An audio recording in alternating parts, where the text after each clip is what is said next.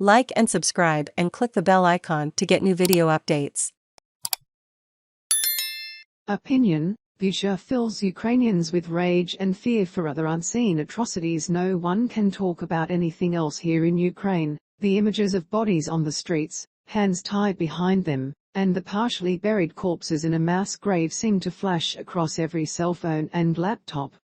The word Bucha, the name of a suburb of about 30,000 people northwest of Kyiv where these atrocities took place, has become synonymous with Russian brutality. Before the war, Bucha was known as a great, cozy town, an affordable option for those looking to stay close to the capital. Ukrainian forces recaptured the town recently, but what they have found in the wake of the Russian retreat has led to shock, horror and calls for urgent war crimes investigations. The nation is shaking with despair. What did all these civilians die for? Some seem to have been executed. Investigators and reporters have collected testimonies of gang rapes, assaults at gunpoint and rapes in front of children.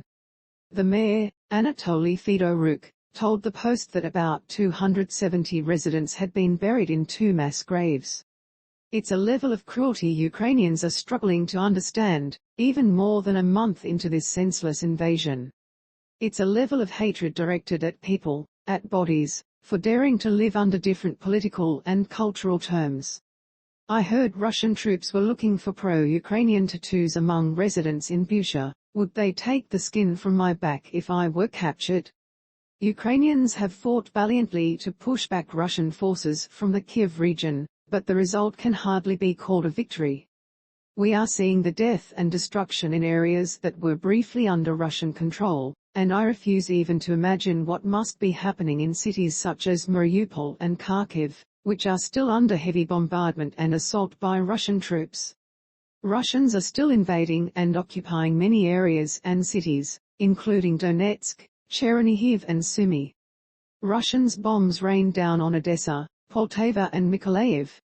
A journalist friend from Luhansk tells me of executions on the streets there. That's another Bucha the world won't get to see anytime soon. In my southern hometown, Kherson, activists are being rounded up. My friends and relatives fear Russians will carry out the same brutality in the name of denazification. How can we continue living after this? How can we forgive? How am I supposed to accept that there are no mechanisms in this world to stop this aggression? I pray that we will be able to expel the invaders, rebuild and move on, but I fear this trauma will stain and maim our internal history, just as it has shaken world history already. I stare at Russian propaganda online, at the claims by officials saying what happened in Bucha is all fake and staged, and wonder if reality has split into pieces. All day long, I look at the pictures and videos. And they multiply. As the hours and days pass, there are more and more of them. Being Ukrainian today means facing horrible truths while lies and hatred are weaponized.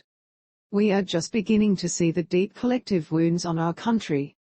The pain of families, small towns and cities will grow and engulf us all. How many Buchas will Ukraine have to uncover before the world stops hesitating and directly challenges the bloodthirsty dictator in Moscow? War in Ukraine, what you need to know the latest. Zelensky will give a wartime address to the UN Security Council on Tuesday in a meeting that is expected to focus on the massacres in Bucha. Vowing to hold Putin accountable, Biden again said war crimes had taken place in Ukraine. The fight, nearly 5 weeks into their invasion, Russian forces continue to mount sporadic attacks on civilian targets in a number of Ukrainian cities. Russia has been accused of committing war crimes. The weapons: Ukraine is making use of weapons such as Javelin anti-tank missiles and Switchblade kamikaze drones, provided by the United States and other allies.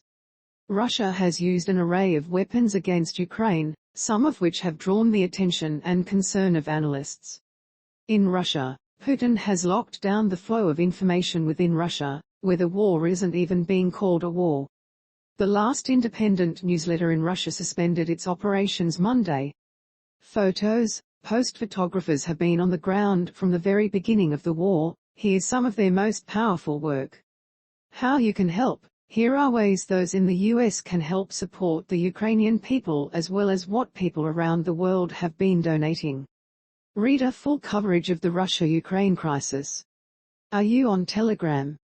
Subscribe to our channel for updates and exclusive video.